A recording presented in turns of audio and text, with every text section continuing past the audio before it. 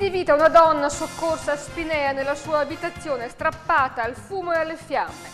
Giornata storica per il popolo della Rete, ha vinto la guerra contro il gabbiotto di Piazza San Marco e oggi è stato rimosso. Record di chiusure delle imprese nel Veneto, secondo la Camera di Commercio, va bene l'export, il commercio online e quello ambulante.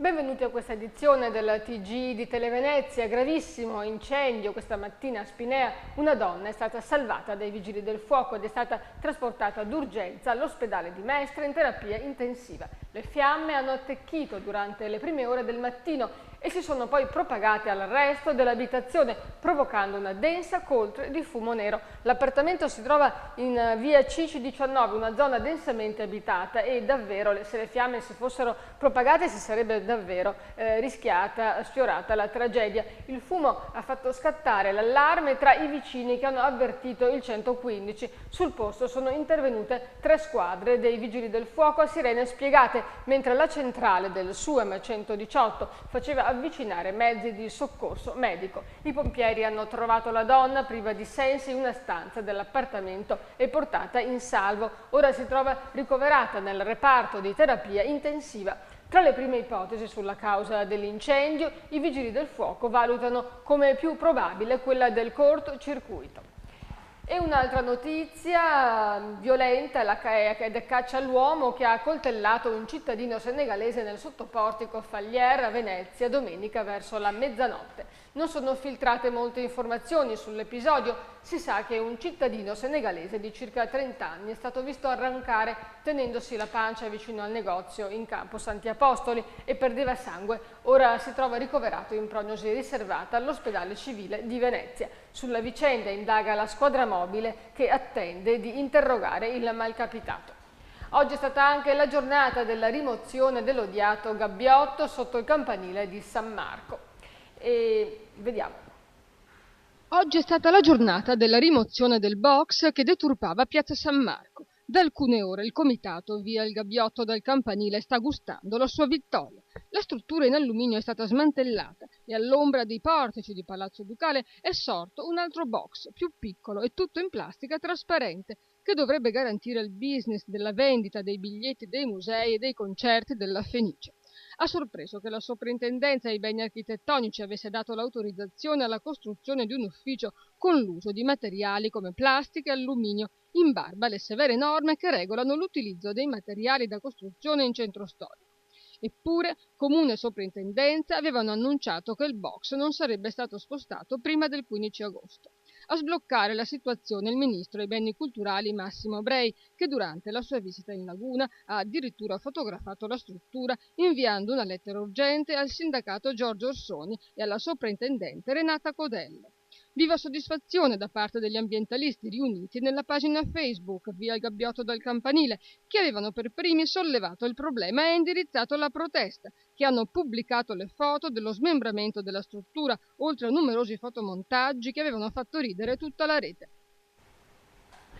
Blitz no global in laguna contro il consolato di Turchia. La rappresentanza diplomatica del governo di Ankara è stata infatti presa d'assalto da un gruppo di attivisti dei movimenti sociali del nord-est in risposta alla violenta repressione ordinata dal governo del premier turco Tayyip Erdogan. La rivolta è scoppiata dopo che è stato ordinato l'arresto addirittura degli avvocati che in un tribunale stavano difendendo i fermati, i medici che avevano prestato soccorso ai feriti e dopo aver ordinato l'uso di agenti chimici urticanti nei cannoni d'acqua sparati dalla polizia contro gli oppositori. Erdogan ha ordinato l'assalto al parco occupato dai dimostranti, provocando morti e centinaia di feriti e arresti tra i manifestanti. E ora un'altra notizia che riguarda sempre la politica: è stata anche la giornata storica per la Lega Nord, dove in una riunione a porte chiuse a Milano il governatore del Veneto, Luca Zaia, ha aperto le porte alla cittadinanza automatica per i figli di immigrati in Italia, anche se gli applausi a Zaia sono stati pochi. Un governatore comunque decisamente da svolta, quello apparso oggi a Milano, che è arrivato al punto di chiedere di ragionare sui diritti degli omosessuali. E cambiamo argomento, parliamo del primo fine settimana con il solleone che è arrivato sabato e domenica scorsi, spiagge affollate, serpenti di auto sulle strade e qualche malore, anche un annegamento a Rovigo. Una parente stretta dell'assessore regionale Isi Coppola ha perso la vita purtroppo nelle acque al largo in provincia di Rovigo. È arrivato finalmente il pienone nelle spiagge venete, con un ritardo di almeno un mese. Da Bibbione a Caorle i concessionari delle spiagge hanno tirato un sospiro di sollievo. Un serpentone di auto sia sabato che domenica da Treviso, Padova e Mestre ha preannunciato i ricavi che avrebbero raccolto sul litorale esercenti e commercianti, anche se quest'anno le statistiche raccontano che si farà più attenzione al portafoglio.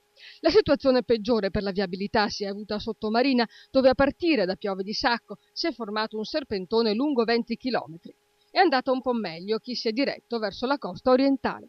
5 i malori a Jesolo a causa della temperatura portata dall'anticiclone Ade a 28 gradi e a Caorle un tredicenne ha rischiato di annegare. A salvargli la vita ci ha pensato Erasmo, uno splendido Labrador, un cane bagnino. Erasmo e il suo istruttore Massimo Salvadego sul pattino di salvataggio hanno raccolto il ragazzino che stava per essere trascinato dalla forte corrente in località Falconera. Ad Una Verde invece il comune ha pensato di approfittare della massa di pendolari che ha parcheggiato anche dove è vietata la sosta, un'autentica manna per le casse dell'amministrazione. I trasgressori invece si sono ribellati, spalleggiati anche dai commercianti della zona.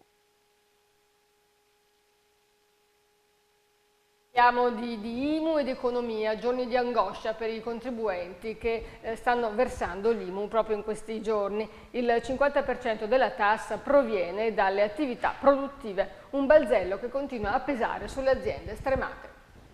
Ore angoscianti per famiglie e imprenditori, è il momento di pagare la prima rata IMU del 2013. Si prevedono quasi 10 miliardi di gettito nelle casse dello Stato e dei comuni. Il segretario della CGA di Mestre Giuseppe Bortolussi lancia l'allarme. Quasi la metà del gettito totale previsto dovrebbe venire da negozi, capannoni e alberghi, molti dei quali si trovano a causa della crisi in gravi difficoltà economiche e quindi molto probabilmente non riusciranno a rispettare questa scadenza. Altri circa 5 miliardi proverranno dalle abitazioni in affitto e dalle seconde case, mentre le case di lusso produrranno solo 66 milioni di euro. Intanto, mentre il governo sta pensando di sospendere l'IMU, ma di applicare l'aumento dell'IVA, la CGA dà un'altra brutta notizia. Nei primi 4 mesi del 2013 il getto dell'IVA è crollato di quasi 2 miliardi e mezzo a causa della crisi economica e della conseguente riduzione dei consumi interni. La CGA prevede che se non verrà bloccato l'aumento dell'IVA previsto dal prossimo 1 luglio, assisteremo a un ulteriore peggioramento della situazione, soprattutto per le piccole imprese, che vivono quasi esclusivamente dei consumi delle famiglie. Ad essere interessati dall'eventuale aumento dell'aliquota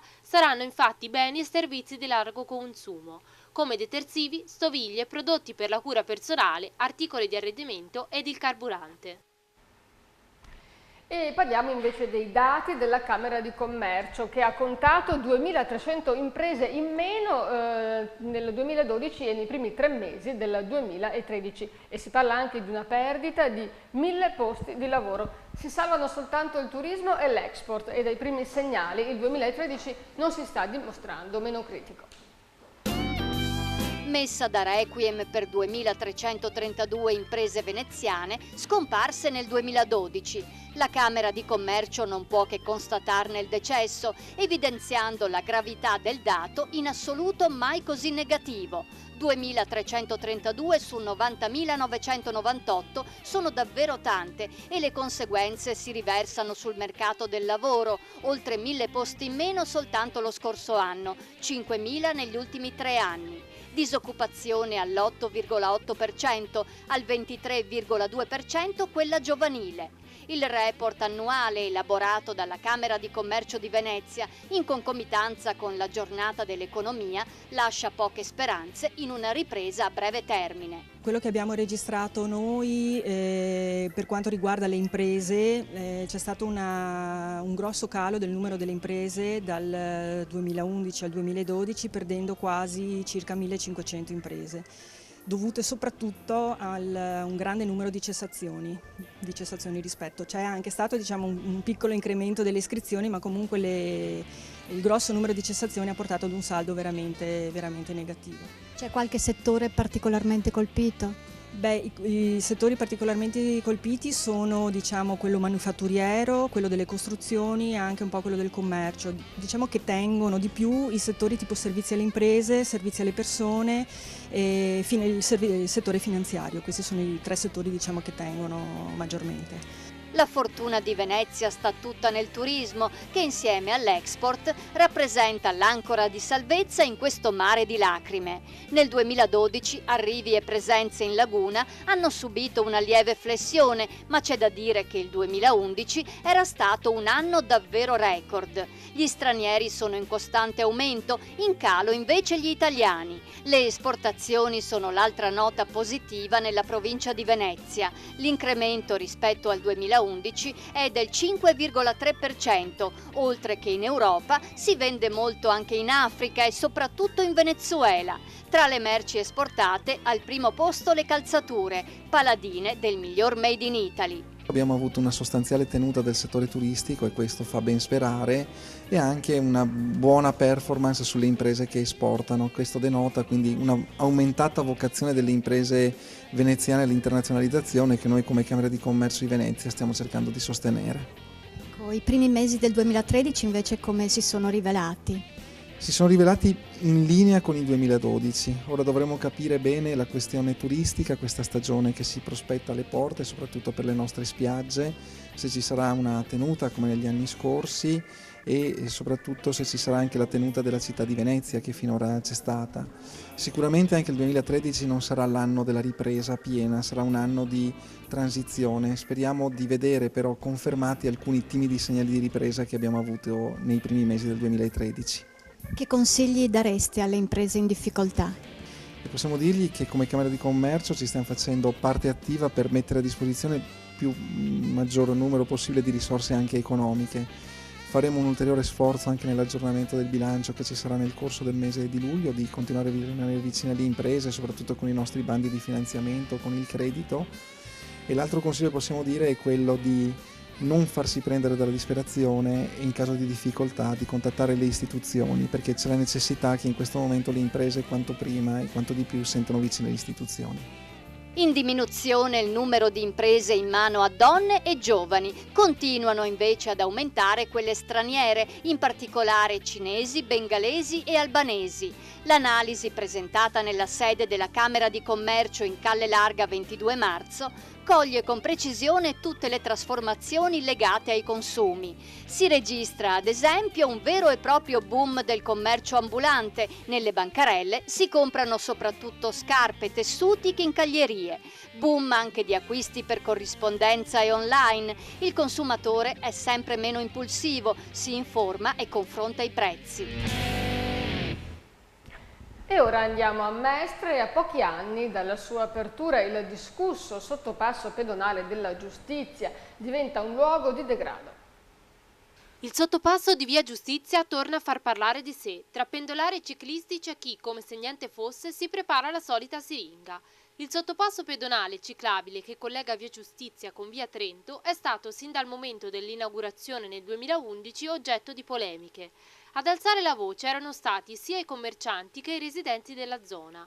I commercianti hanno infatti registrato una riduzione dei guadagni perché con la costruzione del sottopasso Via Giustizia non è più collegata al centro e quindi è molto meno transitata. I residenti hanno poi più volte denunciato l'assoluto degrado del sottopasso, sempre più invaso da persone ubriache o che fanno liberamente uso di droghe. L'installazione di telecamere sia all'ingresso che all'uscita si è poi rivelata assolutamente inutile, come testimonia un video di questi giorni dove tra le persone ordinarie che vanno al lavoro c'è chi si prepara una siringa.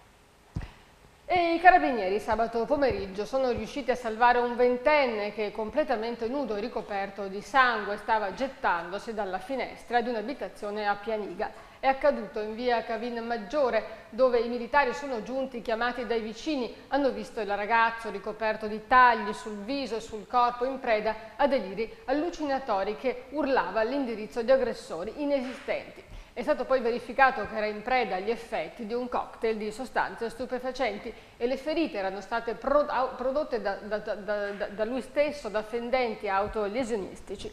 È stato soccorso dai carabinieri con uno stratagemma e poi sedato e portato all'ospedale. Ora il paziente si trova fuori pericolo, sotto cura da parte dei sanitari dell'ospedale civile di Dolo. E ora rimanete con noi.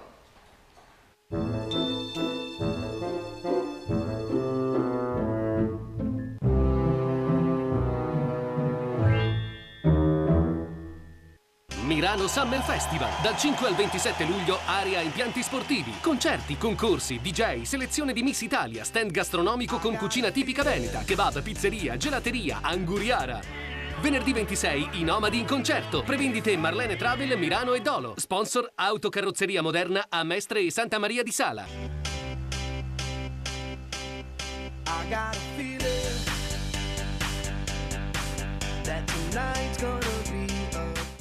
Voglia d'estate? Tornano le notti nel Milanese.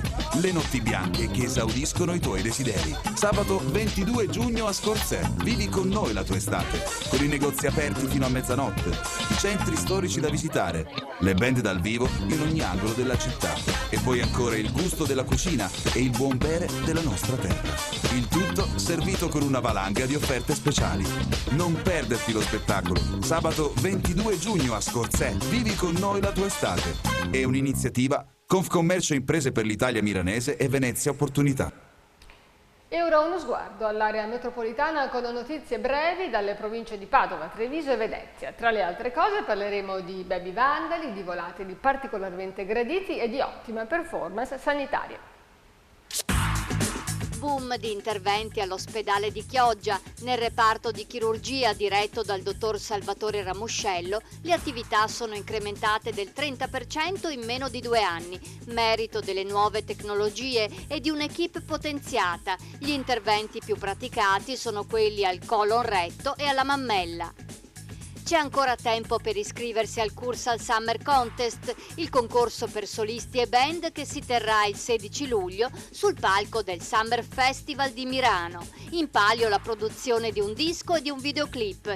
Iscrizioni e invio dei brani al sito cursalmusicsummercontest.net entro il 20 giugno.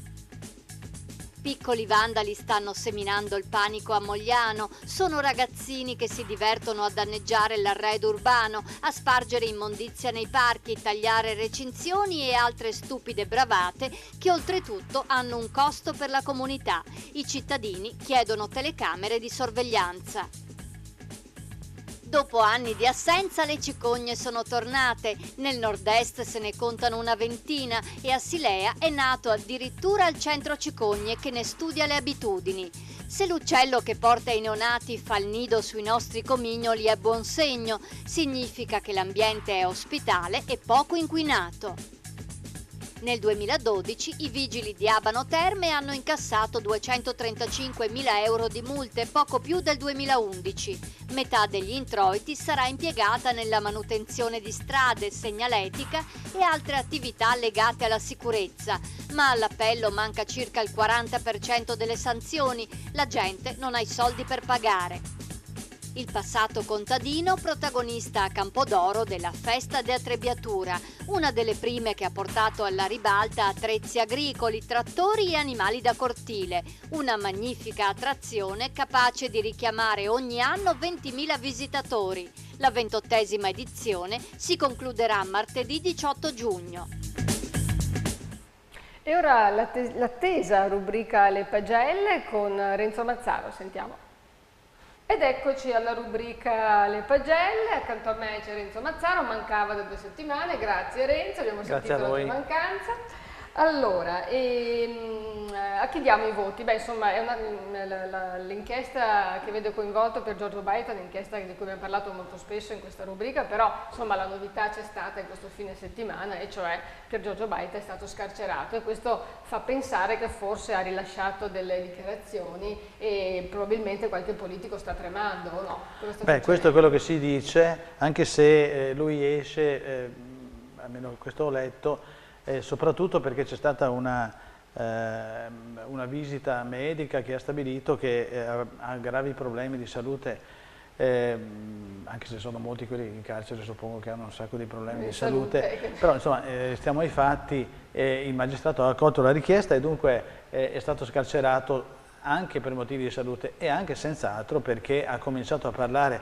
Si dice che, ho letto, non ha fatto nomi, non avrebbe fatto nomi, però ecco io rimango sempre con un dubbio culturale più che altro, a parte i nomi, com'è possibile che un imprenditore che lavora e dunque si dà da fare per trovare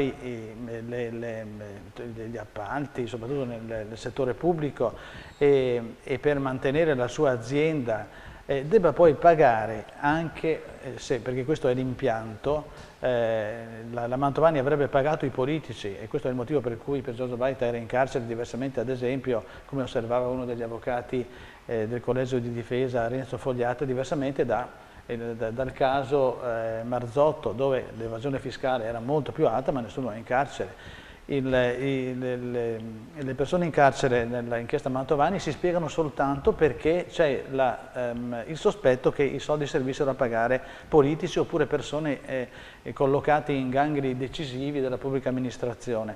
Ora, diciamo, il dubbio culturale, anzi la domanda chiave che io farei a Piergiorgio Baita, se mai ascoltasse questa trasmissione, è per quale motivo un imprenditore che trova e si dà da fare per lavorare e quindi per mantenere la sua azienda, per migliorare le performance, deve poi pagare anche gente che è posizionata in luoghi in cui prende le decisioni per questo semplice fatto, ma al di là che è illegittimo, poi deve finire in carcere e solo lui. Ora, io non posso pensare che una persona... No? Sì, non posso pensare che una persona intelligente come è senz'altro Piergiorgio Baita, che io ho incontrato parecchie volte, come anche altri giornalisti, io comunque l'ho intervistato diverse volte, non so, resti in carcere 106 giorni da solo. Avrà un'assicurazione sulla vita, fra virgolette, io vorrei tanto sapere. Beh, insomma, questo è tu sei un furbetto che fa le provocazioni. No? Io gli do un 6 più perché per incoraggiarlo a darmi questa spiegazione che non mi lascia, che non trovo. Va detto che lui ci è già passato attraverso questa cosa, non ancora 10 anni fa quando era stato, anzi, no, erano 20 anni fa. E aveva pagato alla fine, perché non aveva fatto nomi e alla fine era stato scarcerato e la cosa si era risolta. No, quindi... momento, era stato processato, aveva voluto andare al processo ed è stato assolto. Cioè, lui non aveva commesso il fatto 20 anni fa. Non fa altro che ripercorrere, no, questa strada. No, al tempo, perché intanto non è ancora detto che finisca, ma la volta precedente non è stato in carcere 106 giorni. Ed è comunque, a parte augurare il carcere alle persone, io penso, nessuno di noi lo augura, ma certamente non si va in carcere per caso.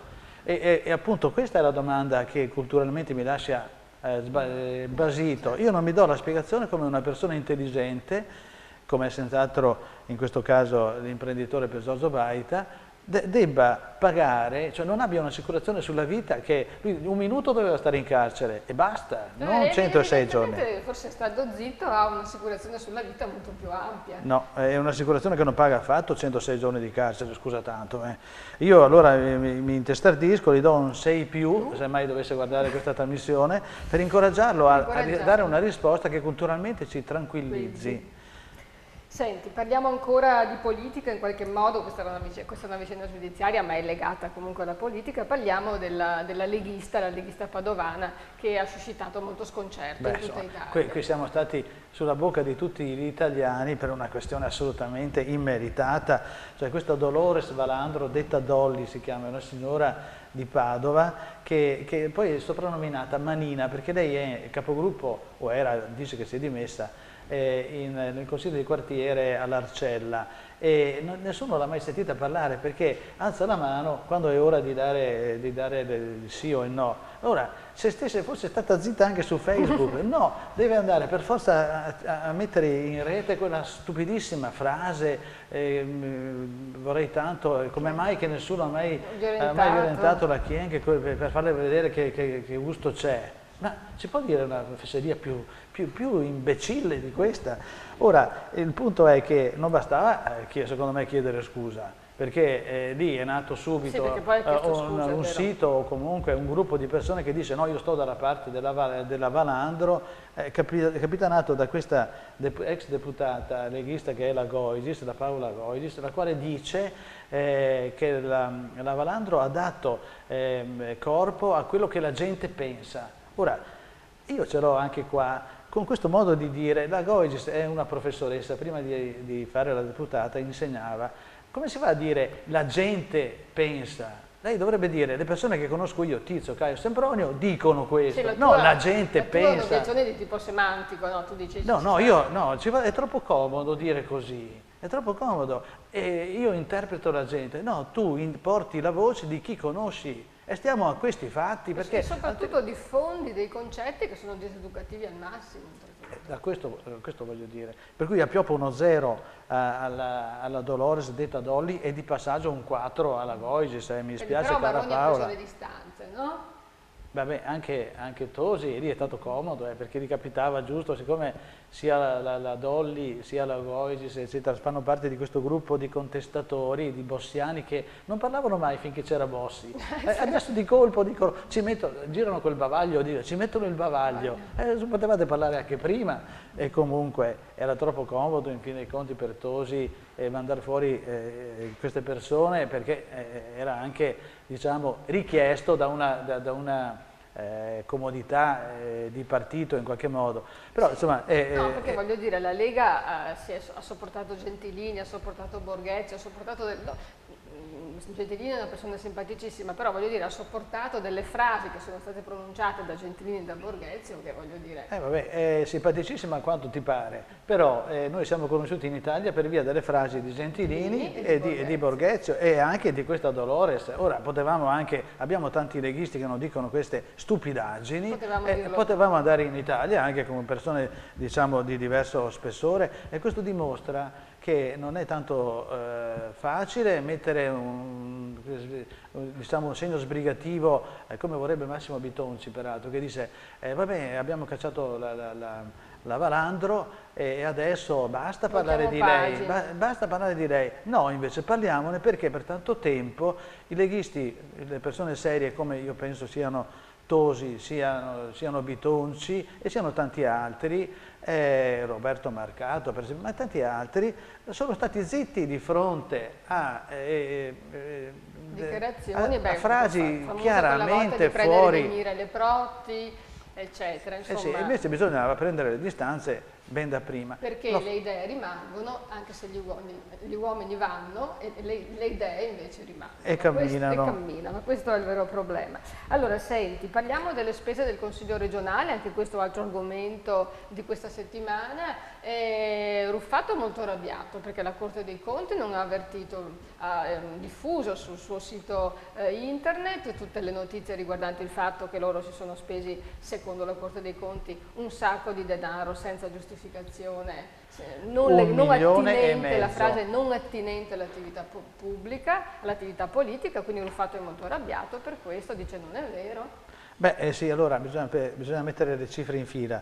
Il totale delle spese che i gruppi consigliari ricevono, diciamo dei fondi che i gruppi consigliari ricevono per coprire le loro spese, sono all'anno, nell'anno 2013, sono 3 milioni e 60 mila euro. Di questi 1,5 milioni sarebbero sono i soldi contestati dalla Corte dei Conti.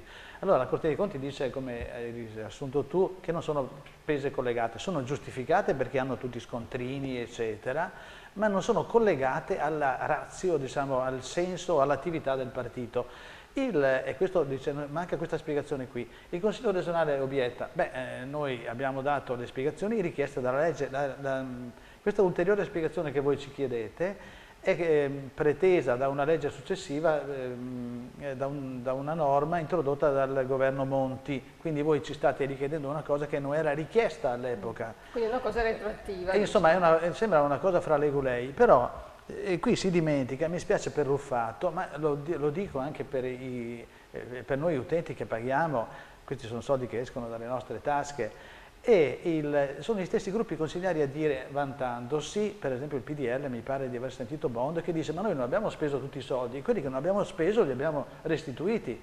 beh, questo è il punto, cioè hanno dei rimborsi superiori alle esigenze. No, 4 assoluto qui.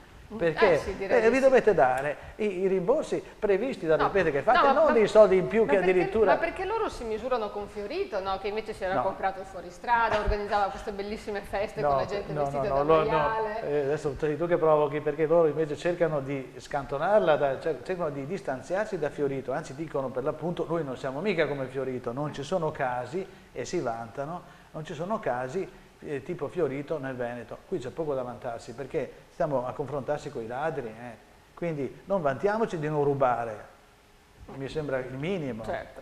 Senti, entriamo un po' più nel vivo della cronaca locale, c'è stato un episodio, parliamo delle luci del terraglio. Sì, qui a Mogliano hanno spento la luce lungo il terraglio di notte, mi pare che sia stato giovedì scorso. Hanno lasciato al buio il terraglio. Hanno lasciato al buio, e lo stesso sindaco che passava di là si è detto: ma come mai hanno spento le luci? Beh, naturalmente hanno visto un sacco di altre persone che protestavano, e il sindaco non ha trovato niente di meglio che dire che è stata colpa di un funzionario che ha interpretato male una delibera. Ora, scusi, il sindaco si chiama Giovanni Azzolini, signor Giovanni Azzolini, non diamo la colpa ai funzionari, cioè che poi avrebbero interpretato male la delibera. Scrivetela meglio, scusa, cioè 4 sì, no, infatti è stato un bel disagio, poteva succedere anche qualcosa. Anche perché dice nel clima dei tagli, sì, però il comune ha 5 milioni, il comune di Mogliano, e quindi non è che sia senza soldi. Sì, può tranquillamente finanziare la corrente elettrica del terraglio. Senti, a Venezia invece si è parlato sia della prima paratoia del Mose che è stata installata, e sia di Grandinavi, due questioni anche un po' legate per un certo verso, no? Sì, io segnalerei questi due fatti perché da un certo punto di vista la prima paratoia del Mose è un fatto storico, dopo tanto tempo che se ne parla, dopo tutti i soldi che abbiamo buttato dentro in acqua fino adesso, sembrerebbe inutilmente, invece finalmente ce ne vogliono 21 per chiudere lo spazio fra Punta Sabbioni e il Bacan di Sant'Erasmo. Dice che entro la primavera dell'anno prossimo saranno pronte. Sospenderei il giudizio, gli do un non classificato qui.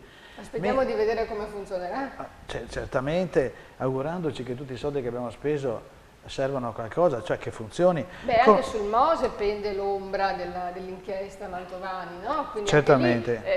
Viene sempre da pensare, ma tutti questi soldi sono stati spesi effettivamente per il Mose, ma queste sono tutte così, sono le voci della serva, no? Sì, però sono abbastanza vicine a una domanda vera che da tanto tempo ci si pone, cioè che il concessionario unico era al di sopra dei controlli, o meglio controllava se stesso. È vero che se ci fosse qui per Giorgio Baita mi spiegherebbe che non è vero niente, però insomma rimane sempre il fatto che non esisteva una competizione, non esisteva un libero mercato, era una concessione data in via esclusiva. E comunque va anche detto che è un'opera sulla quale sono puntati tutti gli occhi del mondo, no? E che un po' come il ponte di Brooklyn, non lo so, capito? Il giorno che apriranno il Mose... Ci sono 4 ponti di Brooklyn qui, altro che uno solo, cioè sono 4, quante sono le buche di porto? Erano 3, poi una hanno dovuto raddoppiarla perché lo spazio era troppo esteso. Ma sul progetto invece delle grandi navi, qui abbiamo due tesi diametralmente opposte che si scontrano. Orsoni che dice andiamo a Marghera e quindi non arriviamo più a Venezia. Costa che dice no, arriviamo a Venezia ma da un'altra via che è costosa perché serve scavare questo canale Contorta, si chiama, eccetera. Non saprei che pesci pigliare, io sospendo il giudizio. Sì, difende l'ambiente, Costa difende i posti di lavoro, perché poi non è detto che le società crocieristiche accetterebbero di andare a sbarcare i turisti a Marghera, probabilmente rischiano di cambiare un porto. Sì, però bisogna sempre tenere presente che la faccenda Schettino comincia proprio col fatto di voler passare vicino. Allora le persone che vanno in crociera, mi risulta per esempio, non è che vanno, è vero che non si potrebbe arrivare, se tu arrivi ad Atene non è che vai a vedere l'Acropoli stando seduto sul tuo posto in nave, no, vai giù, ti prendi il pulmino e vai a vedere, scusa, fanno le escursioni così. Non si capisce perché dovrebbero passare sotto il Palazzo Ducale, anzi guardandolo dall'alto perché sono molto più alte. Sopra il Palazzo Ducale. No, sopra, più alte, non sopra proprio letteralmente. Per cui insomma il problema è serio. Senti, allora altra questione, a Padova c'è una cosa molto carina, una cosa di cui mi parlavi prima, e gli amici del Piove, che sono dei volontari bravissimi che hanno pulito in 448 il fiume, hanno trovato di tutto di più. Hanno trovato 20 biciclette in 50 metri buttate in acqua, quindi sono persone che ogni 3 mesi fanno questa attività. Io gli do un 10 per la necessità di pubblicizzare anche. Sono persone che semplicemente con la loro disponibilità fanno queste cose senza essere per niente ricordati, anche perché sul giornale c'era un trafiletto. No, facciamolo sapere. E un'altra cosa bellissima, adesso sono solo bei voti, no? Siamo partiti da quelli negativi, la Chiesa della Pace, no? Una chiesa molto carina dove c'è un parroco. A Padova c'è la Chiesa della Pace, è un vecchio tempio costruito dopo la guerra che ha i resti di moltissime persone che sono morte durante i bombardamenti, civili e militari, e nella Chiesa della Pace c'è un prete che si chiama, voglio ricordarlo, Don Elia Ferro. Ora questo prete ha pochissimi parrocchiani perché poi è anche una chiesa un po' anomala, però ci sono 40 comunità straniere che si riuniscono lì e sono cattoliche, fanno un'attività veramente quindi interessantissima e nuova. A fare da forza di aggregazione. Ma soprattutto poi ci sono molte altre persone che sono artisti di strada, clown, funamboli, cioè quelli che noi vediamo delle volte che invece di venire a pulire i vetri ti fanno questi esercizi e poi ti domandano, vabbè, quelle 4 lire. E sono persone che si allenano nella dependenza di questa chiesa, dove c'è un appuntamento sistematico. Queste stesse persone aiutano il prete poi a tenere pulito, aperto il tempio. Da notare che è veramente abbandonato dalle autorità perché ci piove dentro. Adesso questo Don Elia Ferro sta raccogliendo soldi e gli mancano 100.000 euro per tappare i buchi del tetto. Un appello, se qualcuno può io segnalo questo fatto, gli do un 10 di slancio. Perché lo trovo un fatto come tanti fatti positivi. Forza Dom. Senti, l'ultima cosa, Cesare De Michelis va in pensione. Sì, Cesare De Michelis, il professor Cesare De Michelis, fratello di Gianni, va in pensione proprio oggi, che è lunedì, al Bo, dove è stato docente. Dove è stato docente per 52 anni, fa la sua ultima lezione. E io vorrei salutarlo visto che lo conosco, anche perché poi è una persona, come dire, certo molto diversa dal fratello Gianni. È sempre molto alla mano, devo dire. Sì, che ha avuto un ruolo, una storia, una presenza in Venezia, ma non solo, poi anche con la casa editrice Marsiglio ha fatto un'attività molto meritoria, ed è anche perché ho letto che dice di sé: ho svolto il mio lavoro, che è quello di professore, senza pretendere mai di insegnare la verità. È un po' il suo testamento. Che è una frase da 9 per un maestro, 10 non posso darlo perché l'unico maestro è sopra, ma non aver la pretesa di inculcare verità, ma invece di insegnare il dubbio come meccanismo per stare al mondo e capire. E voglio dire, aveva anche degli strumenti per farlo, perché tra la casa editrice e il suo posto di docente poteva avere una certa influenza, no? Sulle menti. E l'ha utilizzata bene, secondo me. E poiché non si va in pensione assolutamente con la testa, auguri di buon lavoro. Grazie Renzo, sei stato come sempre bravissimo, grazie brillantissimo. A voi. Grazie per averci seguito, questa rubrica è molto seguita, ti rivedremo tra 15 giorni. Arrivederci. Ed eccoci tornati in redazione con il meteo, vediamo nel dettaglio le previsioni per i prossimi giorni.